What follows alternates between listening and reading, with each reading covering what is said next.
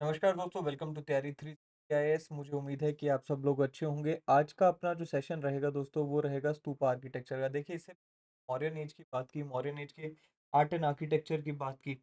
अब आप आज जो देखेंगे, उस स्तूपा आर्किटेक्चर को देखेंगे, उसके बाद मौर्यन एज से जुड़े हुए कुछ और डेवलपमेंट्स को देखेंगे। देखिए, जो स्तूपा आर्किटेक्चर है, इसका जो सबसे बड़ा फेस आता है वो मौर्यन एज में ही आता है। खास करके अशोका के टाइम पे ऐसा माना जाता है कि 80,000 स्तूपास अशोका के द्वारा बनाए गए थे। अब ऐसा भी माना जाता है, ऐसी एक मिसकंसेप्शन है कि स्तूपास की जो शुरुआत होती है, स्तूपा एज अ फीचर की जो शुरुआत होती है, वो बुद्धिज्म के समय में होती है। ऐसा बिल्कुल नहीं है। स्तूपास की शुरुआत वेदास के समय पे हो चुकी थी। इनफैक्ट वेदास में हमें स्तूपास की रेफरेंसेस देखने को मिलते हैं। वेदास में जो स्तूपास का यूज, वो एज अ फ्यूनेररी माउंड, यानी कि एक ऐसे, आप कह सकते हैं, मिट्टी के ढेर के रूप में किया गया, जहाँ पे जो लोगों के रिमेन्स होते थे, रिमेन्स ऑफ द डेड, उन्हें दफनाया जाता था। अब देखिए, यही चीज आगे बुद्धिज्म में कैरी फॉरवर्ड होती है, और बुद्धिज्म में स्तूपास का बहुत ज्यादा उपयोग होता है। इनफैक्ट बुद्धिज्म में जो स्तूपास हैं, लेटर समय में हमें देखने, they become the symbol for worship. Worship purpose से स्तूपास का यूज किया जाने लगा। ऐसा हमें बुद्धिज्म में देखने को मिलता है। अब देखिए, जो स्तूपास हैं, इनमें कई सारे फीचर्स हैं। एक एक करके फीचर्स को समझेंगे, लेकिन उससे पहले मैं आपको बता दूं कि ऐसा नहीं है कि जो आज की डेट में हम स्तूपास देखते हैं, या यूं कहें कि जो स्तूपास की पीक, जो हमें सांची स्तूपा के रूप में है, इसके पीछे की अपनी एक इवोल्यूशनरी हिस्ट्री है। अपनी एक इवोल्यूशन हमें देखने को। सबसे पहले आज की डेट में जो स्तूपास हैं, यानी कि जो सांची स्तूपा की हम बात करते हैं, इसको देखेंगे। के बाद हम किस तरह से स्तूपा की इवोल्यूशन हुई वो समझेंगे। तो चलिए शुरुआत करते हैं। सबसे पहले ना मैं स्तूपास आपको दिखाना चाहता हूँ। आप देखिए, ये एक क्रॉस सेक्शनल स्तूपा का व्यू आपके सामने दिखाई दे रहा है। अब यहाँ पर देखिए, ये एक एरियल व्यू से स्तूपा की फोटो खींची गई या बनाई गई, आप कह लीजिए आर्टिफिशियल इंटेलिजेंस बनाई गई फोटो है। इसमें आप अपने सामने देखें, ये जो नंबर 1 पे मैंने लिखा, दिस इज कॉल्ड अंडा, राइट, दिस इज कॉल्ड अंडा। इसके बाद ये जो आप नंबर 2 पे देख रहे हैं, इसे कहा जाता है मेढी। ये जो नंबर 2 है, इसे हम सिलेंड्रिकल सर्कल के नाम से भी जान सकते हैं, इसे हम मेढी कहते हैं। अब देखिए, मेढी के ऊपर अंडा विराजमान है। मेढी के ऊपर अंडा बनाया जाता है। के बाद आप ये जो रेलिंग देख रहे हैं, रेलिंग को कहा जाता है वेदिका। राइट, रेलिंग को क्या कहा जाता है? वेदिका। मैं यहाँ पे नंबरिंग आपकी कन्वीनियंस के लिख देता हूँ। ठीक है, उसके बाद ये जो आप स्टेयर केस देख रहे हैं, लेट मी शो यू। यहाँ पर ऊपर जाने का रास्ता है। देखिए, जो मेधी है, एक अपरेज्ड प्लेटफॉर्म, एंड मेधी के ऊपर जाकर आप स्टेयर केस के थ्रू फिर ऊपर जाते हैं। मैं इन स्टेयर केस को 4th नंबर पे यहाँ पे लिख देता हूँ, और इसे कहा जाता है सोपान। सोपान, दैट इज स्टेयर केस। ठीक है जी, आप इसको याद रखिएगा। इसके बाद कुछ और फीचर्स हैं, जैसे कि आप यहाँ पे नंबर 5 पे देखें, ये तोरण द्वार है। ये जो 5th नंबर पे मैंने आपको गेट दिखाए हैं, अब ये देखिए, 4 गेट आपको यहाँ पर देखने को मिलते हैं। इन्हें कहा जाता है तोरण, TORAN, तोरण द्वार भी आप कह सकते हैं। के बाद आप यहाँ पर देखेंगे, यहाँ पर आपको प्रदक्षिणा पथ देखने को मिलेगा। अब ये जो प्रदक्षिणा पथ है, ये भी है और ये ऊपर भी है। इसको लोकेट करता हूँ नंबर, एंड यहाँ पर मैं आपके लिए प्रदक्षिणा पथ लिख देता हूँ। राइट, मैं यहाँ पर आपकी कन्वीनियंस के लिए इसे प्रदक्षिणा पथ लिख देता हूँ।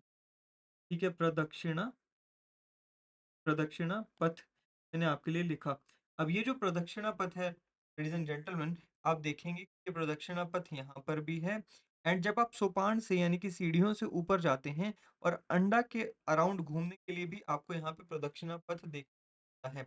अब ये प्रदक्षिणा पथ दो हमें यहाँ, एक बार के लिए आप ये समझ कर चलें, मोटा मोटी ये 6-7 फीचर्स जो यहाँ पर लोअर एरिया में हमें देखने को। के बाद आप टॉप पे आए, और टॉप पे आप देखेंगे, ये जो आप देख रहे हैं, let me write it as number 7। ये जो बालकनी नुमा आप फीचर देख रहे हैं, इसे कहा जाता है हर्मिका। बालकनी नुमा ये जो फीचर है, इसे आप हर्मिका लिखेंगे। उसके बाद ये जो है, आप देख रहे हैं, let me denote it as number 8। Right, इस स्टिक को यहाँ पे यष्टि कहा जाता है, YAS। HIST एंड स्टिक के अराउंड ये जो आप सर्कल्स देख रहे हैं, let me zoom in. Stick के अराउंड आप ये जो सर्कल्स देख रहे हैं, इन सर्कल्स को आप देखिए, स्टिक के अराउंड ये जो सर्कल्स आपको दिखाई दे रहे हैं, इन सर्कल्स को आप क्या कहते हैं? इन सर्कल्स को आप चक्र कहा कहते हैं। तो late me write it number 9 and ये अराउंड सर्कल्स हैं, इसका चक्र हम, ठीक है जी। अब इन सभी चीज़ों को डिटेल में समझेंगे एंड डिटेल में समझने के बाद हम आगे बढ़ेंगे। चलिए, सबसे पहले हम थोड़ा-सा ये देख लें कि भई ये हमने 8-9 फीचर्स यहाँ पे देखे। ये जो 8-9 फीचर्स हैं, मैंने जैसे आपको कहा इन फीचर्स की इवोल्यूशन हुई।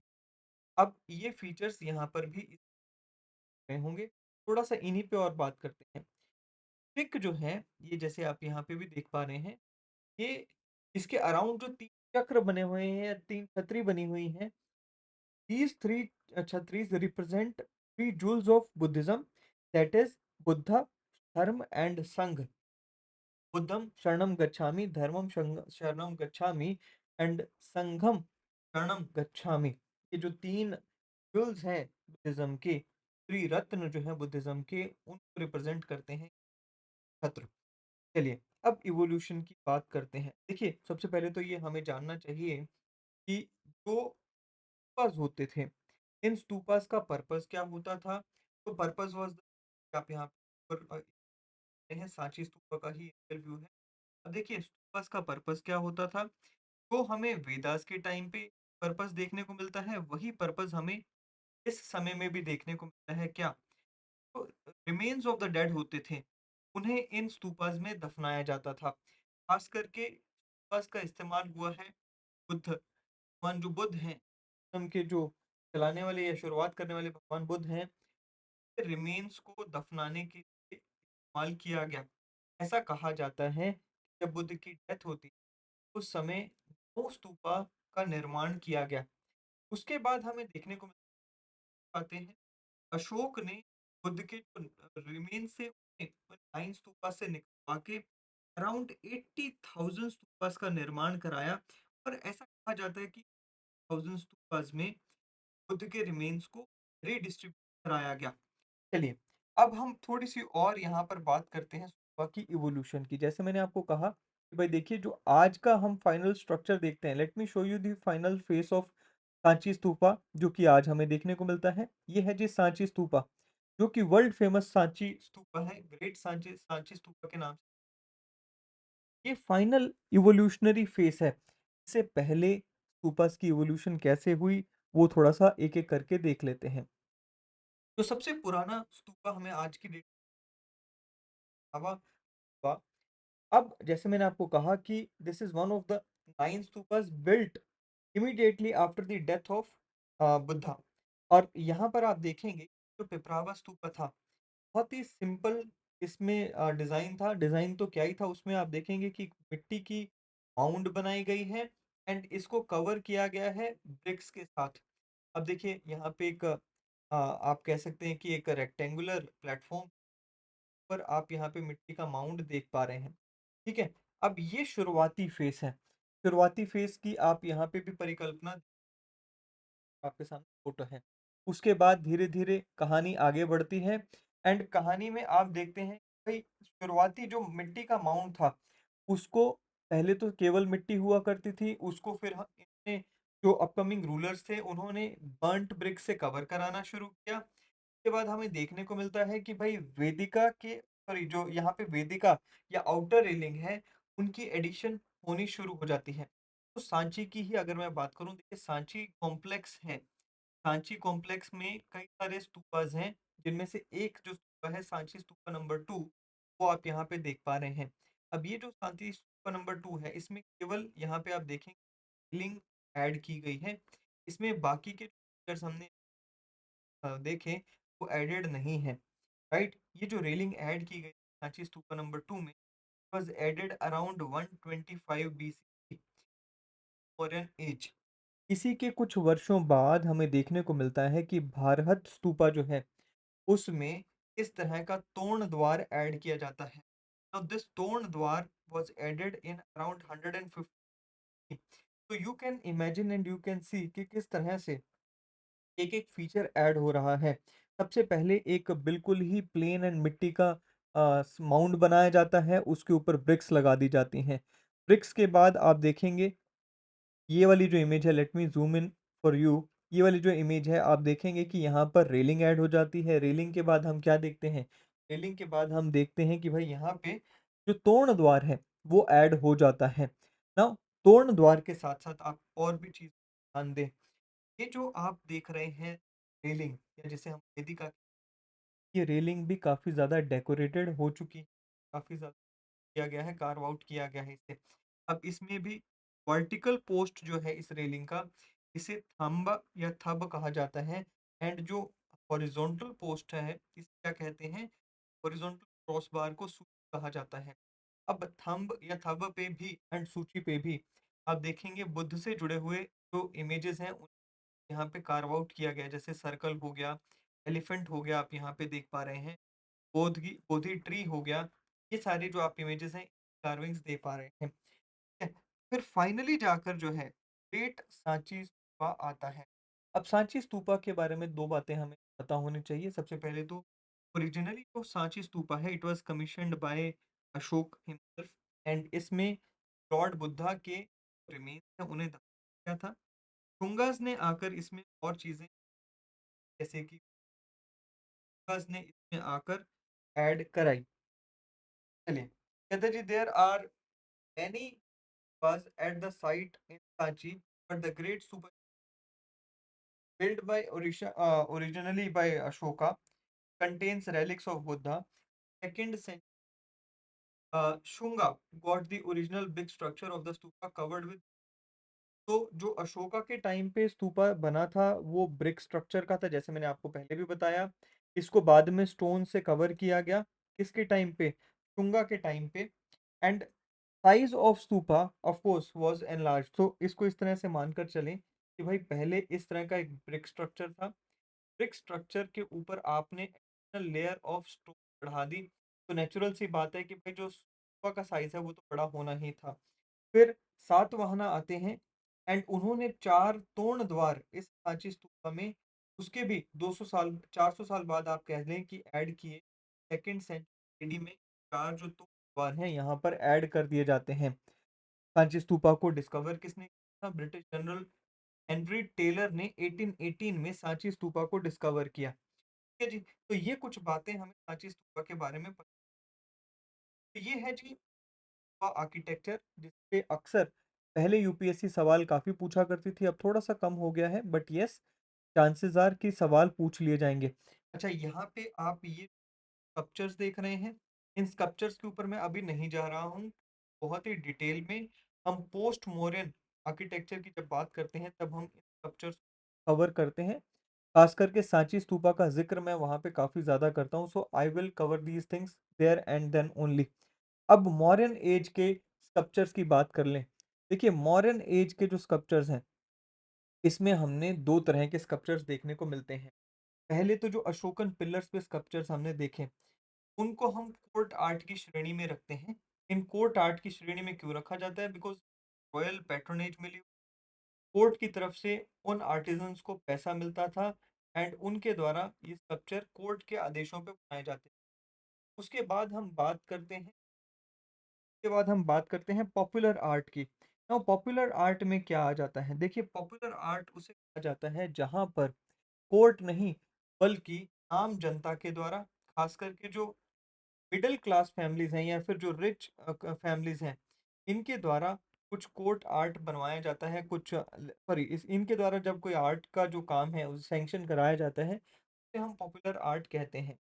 ऐसे में जब हम पॉपुलर आर्ट की बात करते हैं और जब हम स्कल्पचर्स की बात करते हैं, तब अशोकन एज में, तब हमें मॉडर्न एज में क्या देखने को मिलता है? स्कल्पचर्स ऑफ यक्ष एंड यक्षिणी। नाउ यक्ष एंड यक्षिणी कौन थे? नाउ देखिए, यक्ष एंड यक्षिणी जो है वो किसी एक धर्म तक सीमित नहीं थे। These were basically considered angels, were considered angels. आप इन्हें यूं मानकर ये पॉजिटिव एनर्जी को रिफ्लेक्ट कर, पॉजिटिव एनर्जी को दर्शाते थे। एंड हर धर्म में इनकी पूजा की जाती थी। अब यक्ष एंड यक्षिणी की जो स्कल्पचर्स हैं वो हमें पटना, विदिशा, मथुरा इत्यादि में देखने को मिलते हैं एंड इन खास विशेषताएं हैं। सबसे पहली विशेषता है कि ये जो स्कल्पचर्स हैं ये स्टैंडिंग पोस्टर बनाए जाते रहे हैं एंड इनके जो इमेजेस हैं these are highly polished images. जो सबसे ज्यादा हमें एक फेमस स्कल्पचर देखने को मिलता है इस समय का वो है दीदारगंज पटना। एक बहुत ही well built tall sculpture human life size का जो स्कल्पचर है वो हमें देखने को मिलता है। हाईली पॉलिश्ड सरफेस है और उसके अलावा हमें धौली का रॉकट एलिफेंट देखने को मिलता है। Again life size image and वो भी हम यहाँ पर देखने वाले हैं। सबसे पहले हम दीदारगंज स्कल्पचर की बात करते हैं। ठीक है, मैंने आपको कहा था रॉयल पैट्रोनेज की बात की थी, रॉयल कोर्ट आर्ट की बात की थी। ये वाले जो कल हमने लास्ट लेक्चर में ये वाले जो स्कल्पचर तो हमने लास्ट लेक्चर में बहुत ही डिटेल में डिस्कस किया हुआ है। आप देखिए बहुत ही लाइफ साइज और बहुत ही रियलिस्टिक स्कल्पचर्स यहाँ पे देखने को मिले हैं। ये हमारा नेशनल एम्बलम है बाय द वे। ठीक है जी। अब हम थोड़ा सा जो हमारा धौली का सॉरी जो हमारा दीदारगंज का स्कल्पचर है यक्षिणी का वो हम यहाँ पे डिस्कस कर लेते हैं। ये आप अपनी स्क्रीन पर यक्षिणी का दीदारगंज वाला जो स्कल्पचर है वो देख पा रहे हैं। मैंने ये जो टेक्स्ट है ये इमेज टेक्स्ट है ये आर्टिस्ट काफ़ी ज़्यादा उसमें डिटेल में इसे एक्सप्लेन किया गया है। उससे ज़्यादा पढ़ने की यूपीएससी के लिए आई बिलीव ज़्यादा ज़रूरत नहीं। चलिए, क्या कहता है? कहता है जी life size standing image of Yakshini. अब ये जो यक्षिणी का जो इमेज है इसमें आप देखेंगे ये जो इन्होंने यहाँ पे अपने राइट हैंड में किया हुआ है, इसे कहा जाता है Chauri. Chauri means fly whisk. अब देखिए अलग-अलग धर्मों में चौरी का अलग-अलग इस्तेमाल हो सकता है। बेसिकली चौरी से हवा आई मीन जैसे पंखे का इस्तेमाल होता है वैसे ही चौरी से हवा की जाती है। अब दीदारगंज पटना के पास ये चौरी का जो स्कल्पचर है ये हमें मिला है और पटना म्यूजियम में इसे रखा गया है। एक human sized free standing sculpture है एंड जैसे मैंने आपको कहा सैंडस्टोन में ये बनाया गया है एंड काफी पॉलिश्ड सरफेस। आप इसकी इमेज देखिए यहाँ से ही आपको दिख रहा है कि काफी पॉलिश्ड सरफेस है एंड ये काफी शाइन कर रहा है। अब देखिए इनमें क्या-क्या विशेषताएँ हमें देखने इस स्कल्पचर की दोस्तों अगर मैं बात करूँ तो आप देखेंगे कि बिल्कुल ही ह्यूमन फॉर्म इसे देने की कोशिश की गई है। वैसे ही का निर्माण है, राउंड फेस का निर्माण हमें देखने को मिलता है, शार्प नोज़ हमें देखने को मिलता है, आइज़ हमें देखने को मिलते हैं एंड लिप्स शार्प लिप्स हमें देखने को मिलते हैं। अगर आप नेकलेस की बात करें बहुत ही राउंड नेकलेस तो एंड अगर आप और फर्दर इसकी डिटेल में जाएँ आप इनके क्लोथिंग स्टाइल को देखें। क्लोथिंग स्टाइल को इस तरह से यहाँ पे रैप अराउंड किया गया है लेग पे एज़ इफ यहाँ पर ये क्लॉथ जो है वो ट्रांसपेरेंट सा नज़र होता हुआ आता है। आप देखें बैक साइड से लेग्स को कंप्लीटली कवर किया गया है क्लॉथ के द्वारा। आई मीन जो क्लॉथ का स्कल्पचर बनाने की कोशिश की गई है। Now this is the beauty of this sculpture. काफ़ी ज़्यादा यहाँ पर इस स्कल्पचर की सराहना ना केवल इंडियन हिस्टोरियंस बल्कि विदेशी हिस्टोरियंस के द्वारा भी की जाती रही। तो ये है यक्ष यक्षिणी का स्कल्पचर से आपको यहाँ पे पता होनी चाहिए वो यहाँ पे आप टेक्स्ट पढ़ें। ठीक है जी। तो ये कुछ यहाँ पर स्कल्पचर हमें देखने को मिलते हैं। इसके अलावा अगर हमें देखना हो तो जैसे मैंने आपको कहा एलिफेंट स्कल्पचर एट धौली ये हमें यहाँ पे देखने को मिलता है। धौली उड़ीसा में ये स्कल्पचर है एंड यहाँ पर स्कल्पचर की कुछ डिटेल्स हैं आप यहाँ पे पढ़ें। क्या कहता है जी popularity of Buddhism and Jainism stupas and viharas ये वाले स्कल्पचर हमने यहाँ पे पढ़ लिया था। और धौली के स्कल्पचर की अगर मैं बात करूँ डिटेल्स हैं आप उनको पढ़ सकते हैं आया गया है। आज के सेशन में इतना ही। अगले सेशन में फिर मिलेंगे। स्कल्पचर्स को मैं ज़्यादा डिटेल में यहाँ पे डिस्कस नहीं कर रहा हूँ क्योंकि आने वाले समय में मेरे को स्कल्पचर्स को बहुत ज़्यादा डिटेल में आपको पढ़ाना है। तो आने वाले सेशन में इतना ही। अगले सेशन में फिर मिलेंगे। Till then thank you. Have a great day ahead.